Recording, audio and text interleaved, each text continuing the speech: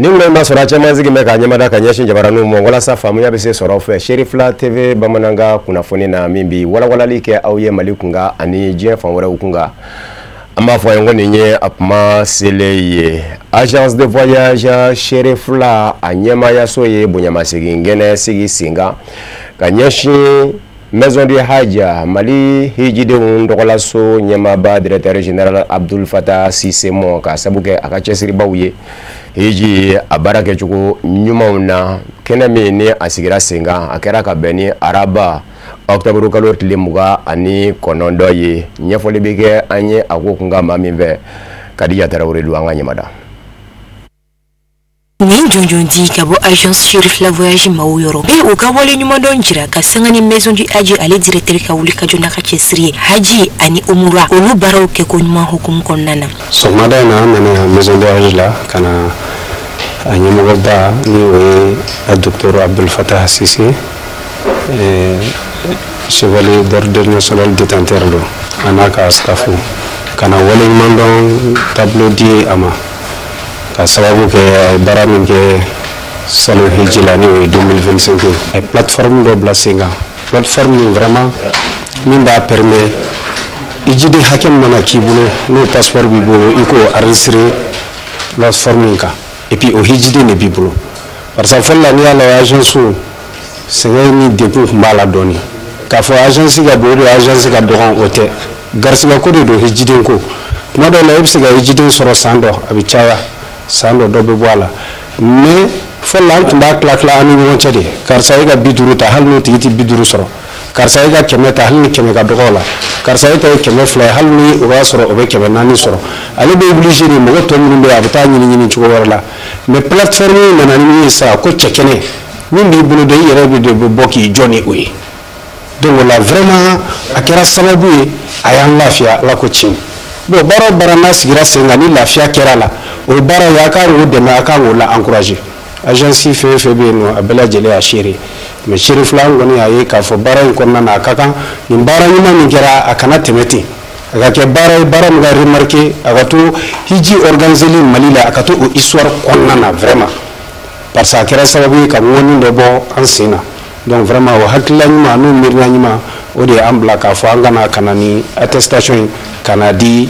directeur ma vraiment ka bonya ni attestation ye kayira ka fa baram ye baraka barsa adama di na yima ye ya la encourager be chesro de la femi maison du Haji directeur général ale ko nya ka ni misi wasawjira ka sangani ni wolen muno jonjo intali ka di ama ninga kla ka jira ka fo kalina do fara aka chesro ka wala sa yijini umura bara bela jirin misra ke lafiya kono chugumna somadena vraiment ajarani kosobe abonyana ma ka fo ko agence Serif nami leader bay hiji organisation no ka sama bi ka témoigner reconnaissance de diplôme d'âme mi ba yira ka foko bara munumbe bara munum tara santé menana o bara nunyena voilà et vraiment ambu foko sabe ni hakilina ta nyumayina ka foko ba nala sono inshallah am fana bina kesiri min kera ana dode be fara kana na sama foite bala bi iznillah ta'ala nga Sherif Bayre celui qui est Cheikh Sharif Madani Haidara ko ngam foli fay ka fay ko vraiment banyi na fi halisa akadwa ukanyi akado nga foko ni la jiren kunchela ni wala ni mando jonjon dili maison du Haji directement kuna foni dilaw tokola kene ba kaboje fanda nani bela jelela o sigira singa Senegal fa bala Dakar atako folo ka damene octobre kalo tile muga ani wolofla ka tase atle bisaba ani kelemo Senegal fa bala Dakar la délégation ni obiwele ko salle nationale Daniel de Sorano de Dakar ko inzigira singa yende kuna foni dilaw yeru kasangani kuma chugoya ye wuli ka jo mwino nganga seka keka kuna foni ngodo bala adaku hunye oyene oye temuye amawla dunya kafo kuna foni ngonyema ba chama kaboje fanda nani bela jelela ulu yenyonzora keneka anyeru ka jamana kuna foni disto kuna foni dilaw tokola so ni anyema baye El Haji Banjugu Danteye ale refene kumekeneka anga tamade Senegal jamana kono Dakar kenenga Amadou Camara do ay feme zoranga je ka nyamada ka beni farafina kunafoni dilaw ka ɲɔgɔn kunbɛba ta ko gale min kɛra Senegal Dakar faba kɔnɔ ni danaya dara Mali jamana kan a kɛnɛ kan ka kɛ jamana kɛrɛnkɛrɛnni ni lajɛrɛ hukumu kɔnɔna na ka daminɛ octobre kalo tile 27 ka taa bila a tile 31 na san 2025 Mali jamana y'a jɔyɔrɔ fa lajɛrɛba in kɛnɛ kan bawo Mali kunafoni dilaw ka ɲɛmaba ale tun bɛ délégation belebele ɲɛma min bɛ taa mɔgɔ 30 n'a kunkanfɛ la ka ye salon international des médias d'Afrique o kɛnɛ kan ni salon ba in ni tun y'a ta ko gale a kɛra kɛnɛ sahali bawo farafina kunafoni dilaw tile 4 kɔnɔ u sigira ka kuma ka hakilinaw falen ɲɔgɔn fɛ ka miirina kuraw ta ɲɔgɔn fɛ ka ɲɛsin kunafoni di baara u yakubuyali ma farafina gun kan lajɛrɛba in ta ko fɔlɔ maa bɛ se k'a fɔ k'a kɛra tare bawo kunafoni dilaw ka bɔ farafina fantan 4 bɛɛ lajɛlen na u bɛɛ ye ɲɔgɔn sɔrɔ Dakar ka kuma ɲɔgɔn fɛ kunafoni di degun ni gwɛlɛya mun b'a la fɛlɛni dabali minnu ka kan ka tigɛ yasa kunafoni ye se ka forobaya farafina kunafoni dilaw ni ɲɔgɔn cɛ bɛɛ ani kelenya kɔnɔna na kunafoni di baara a bɛ se ka yakubaya cogo min na sima ta ko fɔlɔ in Senegal jamana kɔnɔ a kɛra wagati kɛrɛnkɛrɛnni farafina kunafoni dilaw ka bɔ farafin jamana 23 kɔnɔ u ka sigi ka kuma conférence débat panel o n'a ɲɔgɔnna wɛrɛw minnu kɛnɛ sɛbɛkɔrɔ ɲɛnamayara farafina kunafoni dilaw fɛ Senegal Dakar faba kɔnɔ an b'aw ladɔnniya k'a fɔ k'a daminɛ tɛnɛ octobre kalo tile 27 kana bila alamusa octobre kalo tile 31 san 2025 miirinaw caman taara hakili jagabaw senfɛ minnu don nataw la a b'i kɛ sabu ye yasa farafina kunafoni dilaw u ka se ka nɔbɔ u ka baara la n'a dakun tun bɛ tali kɛ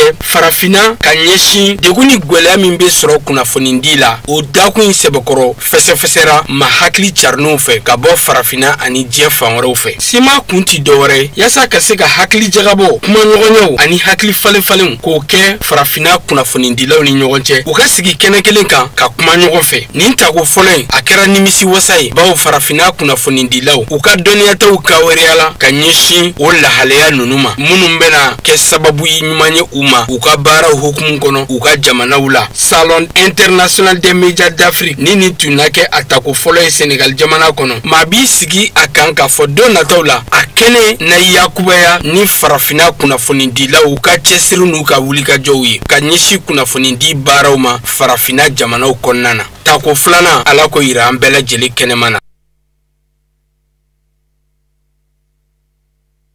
kɛrɛnkɛrɛnnen ɲɛna farafina ni faransi cɛ an bɛ aw ladɔnniya k'a fɔ bɛnkan dɔ tɛgɛnɔ bila an bɛ faransi ni Algérie jamana cɛ kabini san 1968 min gɛn bɛ ka jira k'a fɔ Algérie jamana de bɛ se k'a ka mɔɲɔko maɲaka kɛ Algérie jamana kɔnɔ ka sɔrɔ gɛrɛndɛ ma ɲɛsin a ma wale kelen musaka ma jɔ a ka sɛbɛnfura ko dafɛ ka faransi sigi gwɛlɛya a bolo i n'a fɔ dunan tɔw bɛ kɛ cogo min faransi sariya ɲɛkɔrɔ bi wasabulo kɔnɔ fanga sinamatɔ min bɛ wele ko Rassemblement National fanga sinamatɔ do fanga ɲini dɔ kɔnɔ maaw la minnu tɛ dunankɔrɔ faransi jamana kɔnɔ o Rassemblement National ni a ɲɛmamuso ye Marine Le Pen ye ale n'a ka wasadenw de farala ɲɔgɔn kan k'a fɔ u b'a fɛ sariya in min bɛ bɛnkan in don bala a ka lajɛ tɛgɛkɔrɔta ka kɛ maa fanba mana jira k'a fɔ a ka dabila Algérie ni faransi cɛ a ka se ka don bala jamana ɲɛmaaw fɛ wale kelen ni maa fanba ko a ka to a cogo la a ka to ten tɛgɛkɔrɔtaw kɛlen min ye fanga sinamatɔ ye a ye sebaya sɔrɔ tɛgɛkɔrɔta la nka Algérie jamana minisiri min bɛ yen ni a ɲɛsin Algérie ni jamana wɛrɛ ni ɲɔgɔn cɛ koɲɛ ɲɛnabɔ ma jamana ɲɛmaayaso tɔgɔ la barosigi dɔ kɛra ni kunnafoni dila muso dɔ cɛ ɲininkali bɛ ka kɛ a la min kunkan a ye fɛn minnu sɔrɔ k'a fɔ Algérie jamana ni faransi cɛ ani bɛnkan in yɛrɛ kunkan an ka jɛ kan an ɲɛmada o fɛ Algérie kaw ka minisiri min ɲɛsin bɛ Algérie ni jamana wɛrɛ ni ɲɔgɔn cɛ koɲɛ ɲɛnabɔ ma ani kunnafoni dilamuso dɔ ka sigi senfɛ ka sanga ni faransi jamana wasabulo denw ka sariya se dɔ donni ye bala sariya se min bɛ tali kɛ Algérie jamana denw ka kuma bɛɛ faransi jamana na k'o bali wasabulo den minnu ye sariya se in dajira wasaden tɔw la ko tɛgɛ ka kɔrɔta a ka don bala fanga ɲini dɔ wasadenw do faransi jamana kɔnɔ minnu tɛ dunankɔrɔ minnu ko faransi jamana sɔrɔ ka bɛɛ faransi ka denw yɛrɛw mɔ tɛ farafin kɔrɔ u tɛ arabu kɔrɔ u k'u ma ko Rassemblement National a ɲɛmaa ye musolaka ye ko Marine Le Pen faransi jamana wasabulo kɔnɔ wasaden 185 ye tɛgɛ kɔrɔta ko Algérie jamana denw ka kuma bɛɛ faransi jamana kɔnɔ na gerende kata ka ɲɛsin amu wasaden kɛmɛ ani 84 y'a jira k'a fɔ ife ko tɛ wa jira k'a fɔ maa kelen de yira danfara la u ni ɲɔgɔn cɛ minnu ko Algérie jamanadenw ka Faransi jamana na a ka nɔgɔya olu ye sebaaya ta Algérie jamana ministre ka sigi senfɛ ani kunnafoni dilamuso cɛ ko in kunga Ahmed Attaf a ko tiɲɛ yɛrɛ ye min ye Faransi jamana wasabilodenw bonya bɛ yɔrɔ nka n'a y'i sigi ka wasabilodenw ka nin galata in lajɛ fɛn min bɛ jigin kɔnɔ o ye k'a fɔ ɲɔgɔnda de bɛ senna fanga nɔfɛ Faransi jamanadenw ni ɲɔgɔn cɛ Faransi jamana kɔnɔ jango jamanakuntigi kalata nata Algérie ministre Ahmed Attaf ko kumasuli ko du k'a ye k'a fɔ Faransi ɲɔgɔnna jamanaba o ka taa jamana wɛrɛ kunkan ko ta jamana min ye jamanakan hɔrɔnyalen ye k'o kɛ a ka wasabilo kɔnɔ kuma ye ni ka fanga ɲini ɲɔgɔnda kɛ ni o jamana masina tɔgɔ ye ko kumasuli ko do ko nka a ka sidɔ k'a fɔ nin tɛ Algérie jamana ɲɛsira la a bɛ Faransikaw yɛrɛ dama de cɛ Faransi jamana wasabilo kɔnɔ o ni Faransi jamana fanga bɛ ɲɔgɔn na Emmanuel Macron bilama nege tɛ Faransi jamana de fanba la olu de danaya da wasabilo de ninnu ka k'u don wasabilo kɔnɔ maa minnu bɛ wasabilo kɔnɔ u ka ca ni Emmanuel Macron ka fa wasadenw ye ko kumana ko fadenya kɛlɛ de bɛ wasabilo ni Faransi fanga cɛ o tɛ Algérie jamana ɲɛsira la ko bawo ko don min na tɛgɛnɔbila bɛ kɛ bɛnkan sɛbɛn la Algérie jamana ni Faransi cɛ a kɛra jamana ɲɛmaaw de cɛ k'a fɔ gɛrɛndɛw minnu kan ka ɲɛsin dunanw ma Algérie jamana ta bɛ nɔgɔya ka Faransi jamana lasɔrɔli nɔgɔya Algérie jamana denw bolo ko bɛn kɛra ka jamana ɲɛmaayaso fila de cɛ kuma ma kɛ Algérie jamana ni wasabilo dɔ cɛ Faransi san 1968 bɛnka a bɛ Faransi ni Algérie cɛ Algérie jamana ma kunkan mɛn fɔlɔ ka bɔ Faransi jamana ɲɛmaayaso kɔnɔ ka sanga ni bɛnkan in ye k'a fɔ bɛnkan in a ka dabila walikɛlɛ a ka to senna o kuma Algérie jamana bi da ye ni Faransi jamana ɲɛmaayaso kɛra kuma fɛn ye don min Algérie jamana fɛ bɛnkan kunkan sa ni Algérie jamana kan ka min fɔ a n'o fɔ Algérie ministre Ahmed Attaf ko hali bi bɛnkan in kunkan fana a y'a mɛn ka bɔ Emmanuel Macron ka wasaden dɔ da wasabilo kɔnɔ ani Faransi kunnafoni diso dɔw ko bɛnkan min bɛ Algérie ni Faransi cɛ Algérie ka denw ka muɲuko maɲaka kɛli la Faransi kuma bɛɛ ko a kɛn bɛ ka nafolo hakɛ min diɲɛ Faransi jamana wagande kun san o san ko euro wari miliyari 2 don o kɔrɔ ye ni bɛnkan in kun tɛ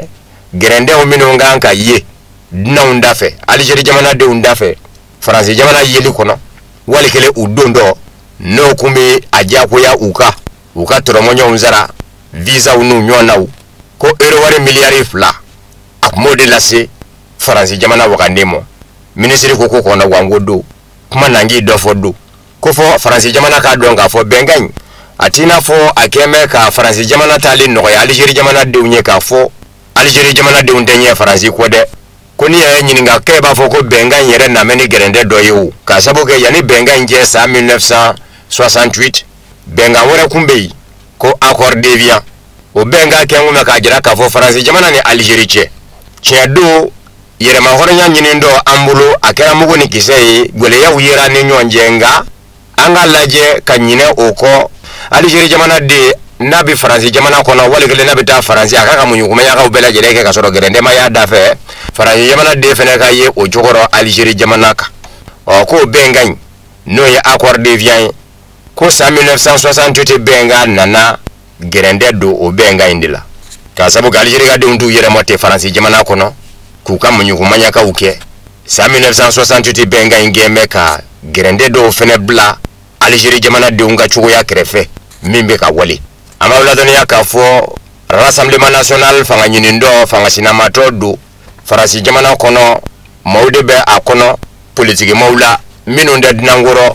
minnu ko Faransi jamana bɛ degun o degun nɔ ko dunanw de kɛn bɛ ka se Faransi jamana mɔ a fanga ɲini dɔ ka ca nazarala jamana caman nɔ u bɛ wele kuma dɔw la ko extrême droitiw Amérique jamana kɔnɔ u bɛ wele ko suprémaciste blancs Donald Trump kanu b'a caman ye u de ye fana bi olu kɛn bɛ ka fangaba sɔrɔ nazarala jamana caman nɔ hali n'o y'a sɔrɔ nazarala jamanaw ɲɛmaaw b'a dogo maaw la ka kɛ i n'a fɔ siya woloma tɛ nazarala jamanaw nɔ wasadensigi kalataw minnu kɛra nazarala jamana caman nɔ ninnu de ye maa fanba sɔrɔ ka don wasabilo kɔnɔ ka kɛ wasaden fanba ye nazarala wasablo chaman na ubajira ka fo jamana deun dinango inde u fe ko yi Sébastien Lecornu ne ale France jamana ministre nyamaye aya ira ka fo Rassemblement national fanganyini ndo aye sharia min dajira ka fo aka do bala ka gerende nyeshi Algérie jamana devumo ko aka donga fo France jamana te jamana ye jamana mi nani jamana were ni nyonje kungangu bita wasablo kono jamana nyema odebi jamana ni jamana were ni nyonje kuma ufo wano ya bla yoro mna be blai nga wasade Canada yere la ka fo ibise ka sharia senda ko do bala jamana la ni nyonje kunganguro alibi ambito jenseleke nane binaku ka kunafunu lasoro kunafunu minumbi talike ni kumanununga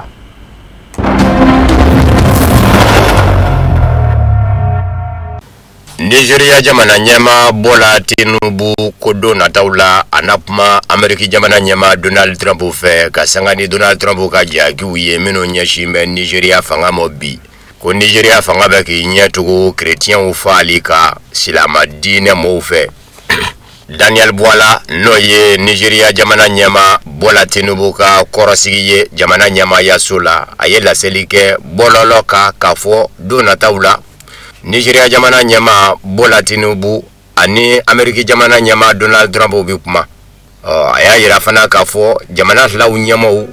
mo kala likoro minu ngema ga silama dine bilifini biri uyereka ko uyechesiri bake bawo ko Ameriki jamana nyama Donald Trump de kala sababu nyuma nye Nigeria mo ka marama fefere Nigeria mo ko marama fe mi vere la Nigeria mo ko Nigeria jamana nyema Bola Tinubu yo marama fe undeta ko keka jarawuli la udakata kabo Nigeria jamana dala ne bibi na ni no ya bado me ukuro Bola Tinubu jamana nyama ka korasigi ko Donald Trump Amerika jamana nyama ni Nigeria jamana nyama Bola Tinubu ka nyong manyonya abiseka ke abike Nigeria dugubala Abuja walekele Amerika dugubala Washington kwana kwa sababu ye jamana nyama flauka hagli jawo bauke barasera uka jamana lauche kerengere ni nyana ka seke ka dondo ya soro ko chinya do ko Nigeria jamana nyama ukeme ku nyetu ku chrétien valika Nigeria dugu koloka walekele ni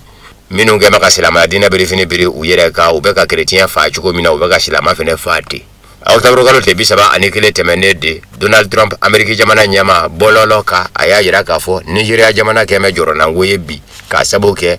donc maka silama dina biri uyereka kutake chrétien mvali aya yiraka fo chrétien jila tununjugo debe ka nyini Nigeria jamana kono dimashi Amerika jamana nyama Donald Trump inafa nyebe ala banguru dondala abeki sara Nigeria jamana nyamaula aya dongota juna abafe anga doni muguni kisaye anofe ka chrétien unikishi chugo nyini wa walikila abajua ajo roladi kasabu genango ngamidu atikeni makaria atikeni hineye akubitilia wa nokanyi kuju wademe mimbe ani auche ami deme indige alafana ningera Ameriki jamana nyema Donald Trump ka bagabagali kaunye kanyeshi Nigeria jamana nyema umu nga ukedo ka Donald Trump jabi mami ni isominga jaibaye ka fo abeka munu mene de Nigeria fangafe ajabito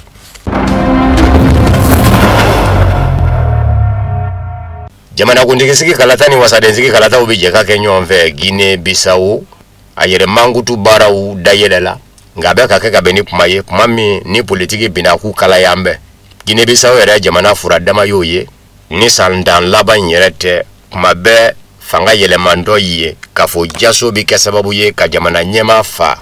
madola jamana nyema ere kelende afurumuso na de umbe bifa nga kalata kele ka fanga soro sandan laba nununa o fene kalata umake gbele yako kumabe ni kalata kera fado ba jira kafo imaje ni bili minye kumakura yokuro kasangani jamana nyama ya nyeneni yere mangudu bara udayeleliye fanga ya yera kafo jasoto kundo Guinea Bissau Umaru Sisoko ambaloka kafo abindo kundo konga ka prokotora komino ngume akonyema yala surasi jelatigi bau kerengere ni nyana General de Brigade Daba Nawalna kwa minembebi ko surasi wera umino vena kuma anofe ko chama mbulimbe ni vanga nyini yere mangudu dayelela fanga nyini ndombelebele doko Guinea Bissau Parti africain pour l'indépendance de la Guinée du Cap-Vert PAIGC ananyema ba Domingo Simões Pereira faka shidonka fo nimvanga nyini ndo inde yere mahoronya nyini Guinea Bissau yi wakabini yere mahoronya sorola fo kana se Umaru Sissoco ambalo ka fanga mo kalata ke o ke fanga nyinindo inde beke jamana nyema yi wa wasablo kono ale de unga chai mbana gwele ya nana chugo jumia ni fanga nyinindo nyere kono Domingo Shimo Espirira ale fanga nyinindo nyema yi bawo fanga nyinindo kono ni kera jamana nyema yi be ibi bo fanga nyinindo nyema yala mame mebla yi nona fanga nyinindo nyema yala obike ika ministry nyema yi nga nikiri maga ulasa kibo bo ajorola ni fanga nyinindo kono tonde uma yeno ye wasablo kono bawo ude kachai ni magara la ministry nyema yala bikina fugi ka fanga chien ibulu bawo fanga sirimbe wasablo de la Guinée Bissau ka ufi Domingo Shimo Espirira ni jamana nyema fora nyongo jamana nyema ka be Domingo Shimo Espirira wuli ka bo ministry nyema yala aye mawo mabla ministry nyama yala anona no sera wasablo kono wasablo de umba jira ka fama jeni ka ministry nyama ya jamana tura lumbu lamba lilati en 2014 fo en 2020 José Mario Vaz jamana nyama aye kalata min labe o kofe Umaru Sissoco ambalo yi kambo fanga no fe ale kunye surasi jalatigiba General Du en 2019 Umaru Sissoco ambalo keto jamana nyama ye José Mario Vaz nona akume ani ministry nyema koro Domingo Shimo Espirira de cheta ko flana keneka nga kalatala beni yakulu ya yaka fo Domingo Shimo Espirira ministry nyema koro de sebayata nga samve kiri blumba ko supreme ya yaka fo Umaru Sissoco ambalo de sebayata ko yije ka koro gwele yara fa manye sede ya yi dado koro ninga sebaya de Umaru Sissoco ambalo mo kabino kera politiki bina ku durula fo kana blabila ningala taminda ele totle ufanga nyini ndombelebele impe ya IGC ananyema ba ministry nyema koro Domingo Shimo Espirira Umaru Sissoco ambalo ye olu sembo jamana nyema ya nyini nina kasabu ke kusambe kiri blumba koko umase ukumana ni uka jamana nyema ya nyini ni la nyini ngafe ye ko duguduna ofene kembe sababu ya kanani politiki binaku duruli ye bi Guinée Bissau ka ufi Umaru Sissoco ambalo jamana nyema eresa keme kikama sigiro nofe matanyo na kafara aka olu fene be ka fanga nyini minye jamana mara en 2014 fo en 2020 José Mario Vaz o fene be ka nyini ngani nzenyi ate fanga nyini do pe IGC kono kasabu ke ukakele koroba injeve ani ministry nyama koro Domingo Shimo Espirira che ale yire ta ka bo fanga nyini ndo kono abaka fanga nyini jonyere ye obina ku ka bino ye independent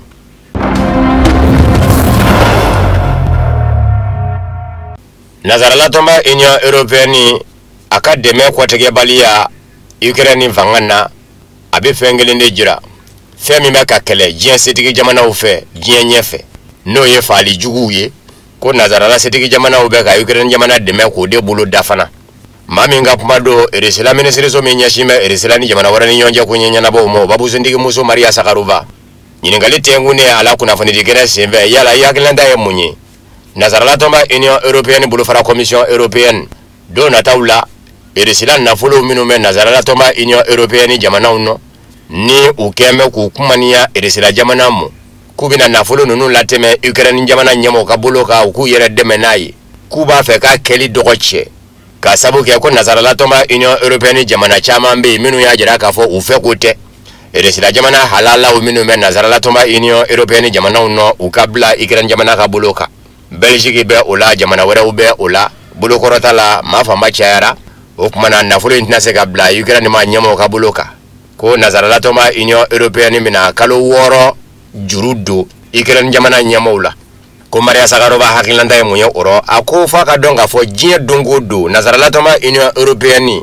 la nyiningele ndebela nafulo kanga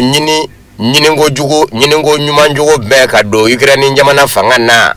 kwa kala nyinu yoye ko dakurunya kele Nazarala tomba Union Européenne beka ko jugu de kolokolo jie kono wa ko nafulo beka nyini kabla jamana mi nyama ukaboloka jamana do jamana mi la ko dombe ni cheni ka sabuke Ukraine jamana dangania bela jere sorola ka fo keleke mina minombe di amo akeleke mina nunu ndi da Ukraine ni iresila che kelelo abiti yere soro jie fa wora ufe kerengere ni nyana farafina yere Syria unana na yi ka fo farafina che kana jamana uno no ye sahili Ukraine jamana keleke mina umbe kanu yere soro anga fa ngumvea ubunu yere soro jenu ngabuluka chenigela ukabuluka ko wako Nazarala tomba Union Européenne ba don tigi kafo keleke mina nunu ndito Ukraine jamana mo wale kele nafulu nunu blato Ukraine jamana kabuluka aka keleke mina sanayi abeka keka manana masumane unde fa abeka minu njako yake aka jamana deunye abarata akona mwo ya jira kafo ute Ukraine nga uyebli ni ngera Maria Sagarova kajabili ye kasangani nyiningalikela uka nyiningalite yanguni yala Hungary Ministry nyama Viktor Orban akobi jigime Pologne Ministry nyama Donald Tusk la Donald Tusk mi mbeka Ukraine mvanga korodu akachenina ko Donald Tusk Pologne Ministry nyama akeme ki bedi nasarala tomba Union Européenne mo ode atobi ayreka jamana kono no ye Pologne fanga sinamato minumbe ni oluna te kangelena akeme kakiri kwa wuli kake oluka ninye Hungary Ministry nyama Viktor Orban nga pumauye bololoka ako Donald Tusk bilama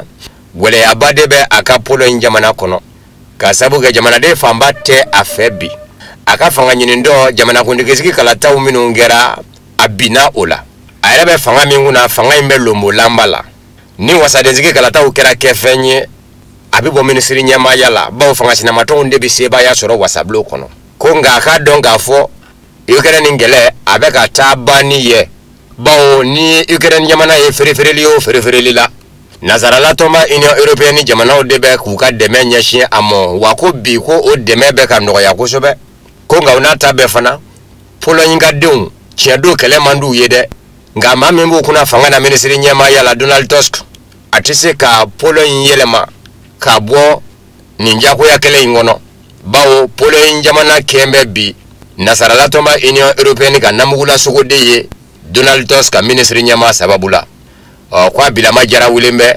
akona gwambe ode atabeki nyeshi fanga sinamato mo jamana kono kakiri kwa wuli kanyeshi olumo kunga kadonga fo Hungary jamana dobi jamana minge meki nyeshi jamana kono diunga duguje ko mugani ndama yake chuko no yalimo ko Hungary jamana nyamo kema ko sira kura deta beni basigi sira wako Hungary jamana deundafe ukake nasarala toma Union Européenne kan namugula sugoye wale kele ukayelenga nzo kagiri ngata famve fami manuja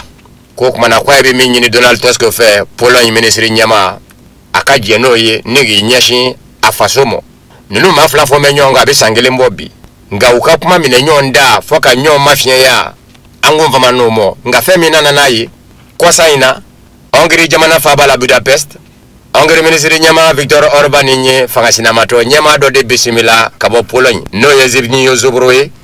wasadedu Pologne wasablo kona fanga sinamato ya binakuka Pologne mana kiri ko Ministry kora fena kundu bebe na jamana to la kiri nyama procureur general Pologne ode kemeka kiri kwa wili kanyeshi ni Ministry kora imo ni wasade imo membe Hungary ko kato kiri ko Ministry sokona kwa yedungo jugu yake ko kumana ko Pologne wasablo deunga sudura berefini takabo aka kabla kiri kabuloka Pologne Ministry nyama na manyake fadedo kasabu ke aka fanga sinado aito bololo de kaka sebe ko Hungary jamana Ministry nyama Viktor Orban miseka zioboro bisimila chuko de aka jamana kono ko nga kwa shidone do Pologne wasade imi mvle ninye afe Hungary femla do abeda Hungary fabala Budapest wale kele akana Pologne jamana kono akado kasola Ministry koro eresa akele kapma mekato Hungary fabala Budapest ay Donald Tusk jabi akobashite samvla nyina ngofe wale kele sanzaba wasadenziki kalata umana ke Ministry nyama iba donga fo itike Ministry nyama ye inabi wani bira femvla fenede bi yede ika sendega nikola bake kati yere soro alma invaba la berle wale kele ikata kasola Pologne